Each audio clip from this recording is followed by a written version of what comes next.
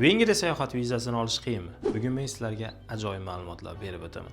2024-yilda O'zbekiston fuqarolari Vengriya sayohat vizasini olish potensiali 85% ni tashkil etdi. Ya'ni 100 ta mijozdan 85 tasi viza oldi degan.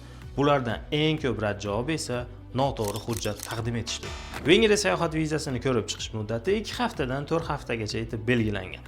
Agar siz hujjatlaringizni to'g'ri taqdim etsangiz, 3 kundan 15 kun oralig'ida viza olishingiz mumkin. Ana shu 15 kun ichida men sizlarga qanday qilib viza olish kerakligini ajoyib fishkalarni tushuntirib o'taman. Kerakli hujjatlar esa o'sha. Rasmiy joydan ma'lumotnoma, bank spravkangiz hamda sayohat rejangiz. Bularni qatoriga mehmonxona hamda aviabiletingizni to'lovini oldindan oshirib, ulardan bo'lgan invoice-ni vizaga topshirayotgan hujjatlar qatoriga qo'shib, elchixonaga taqdim qilganingizda viza olish darajasi shu yerdan shu yergacha ko'tarilishi 100% aniq.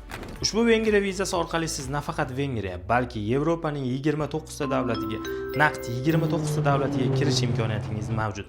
Schengen vizasi kerak bo'ladigan bo'lsa, direktdan murojaat qiling yoki ushbu nomerlarga aloqaga chiqing. Keyingi videolarimiz qaysi davlat vizasi haqida ma'lumot olishni istasangiz, izohlarda yozib qoldiring. Vek Viza doim sizlar bilan.